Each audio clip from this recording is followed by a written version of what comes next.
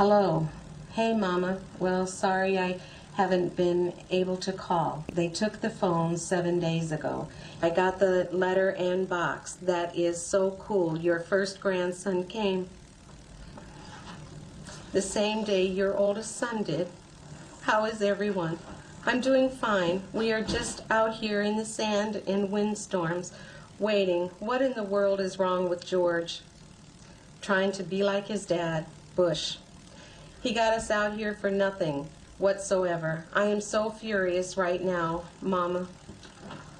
I really hope they do not re-elect that fool, honestly.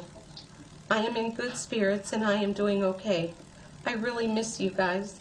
Thanks for the Bible and books and candy. I really look forward to letters from you guys. Well, I'll tell all the family hello and that I am doing fine. We don't expect anything to happen anytime soon. I cannot wait to get home and get back to my life.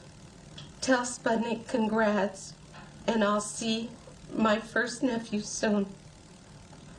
As soon as I get back to the States. Hope you guys are doing okay. And keep sending the mail.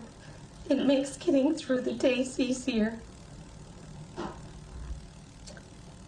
Well, I am on my way to bed, so I will write you guys soon. I love and miss all of you guys.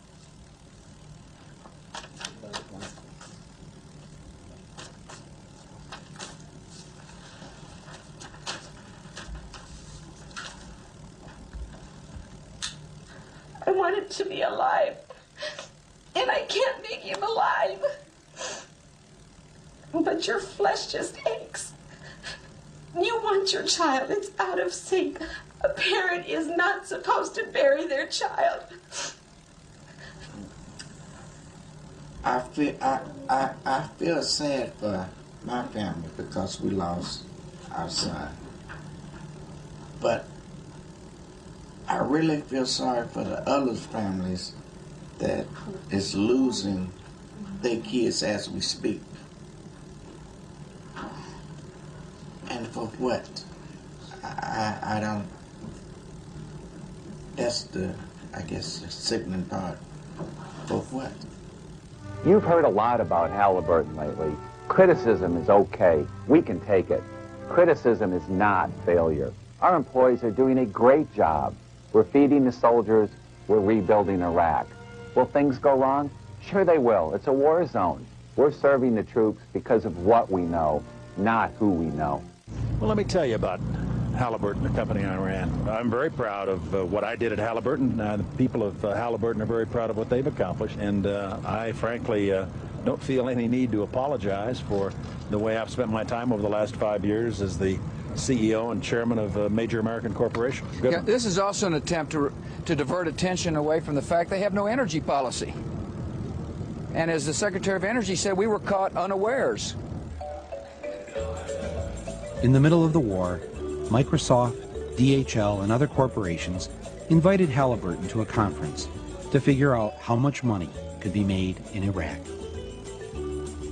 Having worked this effort even since before the invasion, the liberation of Iraq started, you, industry, are definitely a vital part of that effort.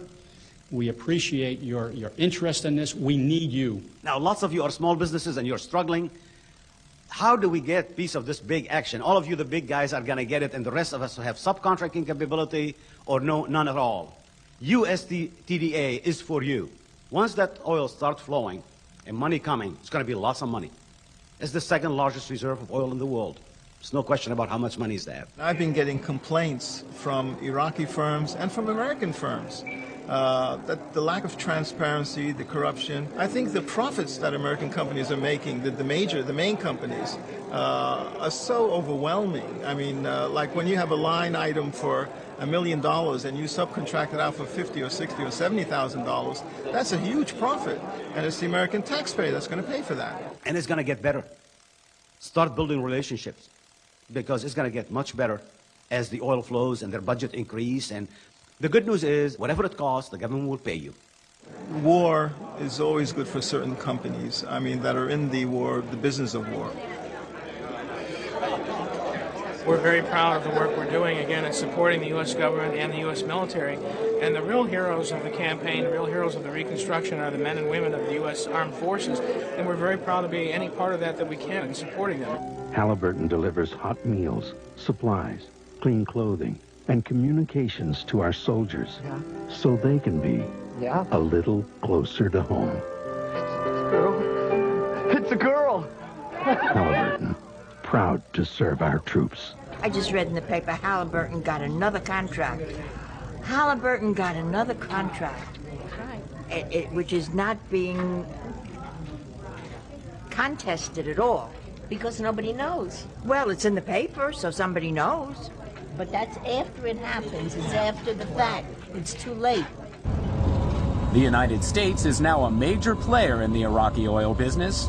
American troops guard the oil fields as Texas oil workers assess their potential. So it's a safe environment to work in. We don't feel any risk. We feel like we're being well protected here, or we wouldn't be here. It's no secret. I mean, I make anywhere, I don't know, between $2,000 and $3,000 a month. A Halliburton employee out here driving a bus can make all between $8,000 and $10,000 a month. Explain that one to me. For 40 hours a week, driving the same 2.5-mile route. Go figure. Where's the justification in that? There's no other single area of the world today with the opportunity for business, new business, similar to the opportunity that's available today in Iraq. The president went in and did what he did, and we're all supporting him and our troops, and we want to make sure that, you know, the efforts and the lost lives, and it wasn't for no reason. If it wasn't for the oil, nobody would be there. Nobody would worry about it. Unfortunately, at least for the near term, we think it's going to be a good situation or a dangerous situation. Good for business, bad for the people. Today on the news, Rumsfeld was saying, and Wolfowitz was saying, oh, the Iraqi people are much, much better off. Isn't it better that we got rid of Saddam and now the Iraqi people can do what they want to do and really be free? Will they ever be free? No, they'll not be free. And where are the weapons of mass destruction? We were duped. We were really duped. And these poor people, the young men and women who are being killed there, it's unnecessary. That's the disgrace. That's it. That's no more. Disgrace. They died in a just cause for defending freedom, and they will not have died in vain.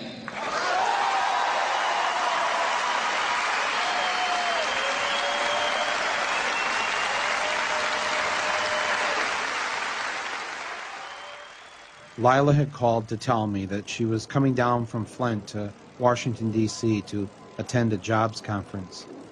On her break, she said she was going to go and pay a visit to the White House.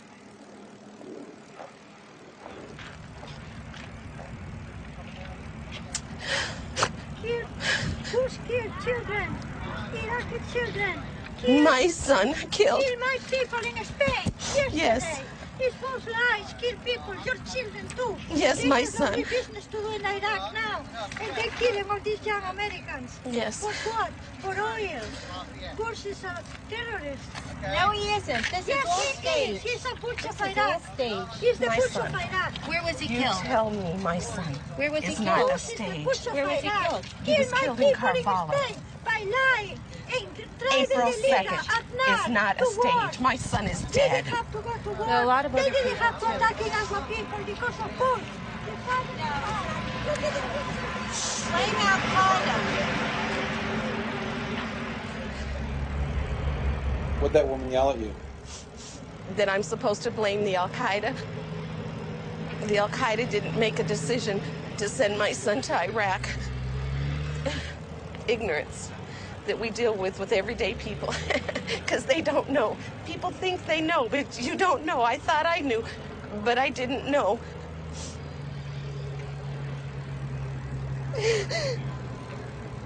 I need my son.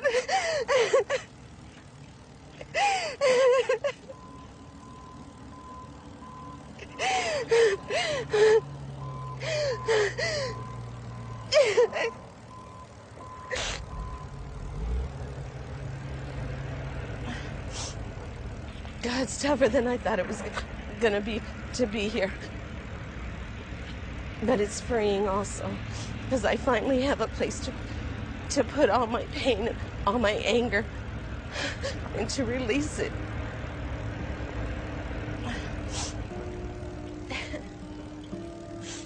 I guess I was tired of seeing people like Lila Lipscomb suffer, especially when, out of the 535 members of Congress, only one had an enlisted son in Iraq. I asked Corporal Henderson of the United States Marine Corps to join me on Capitol Hill to see how many members of Congress we could convince to enlist their children to go to Iraq. Congressman?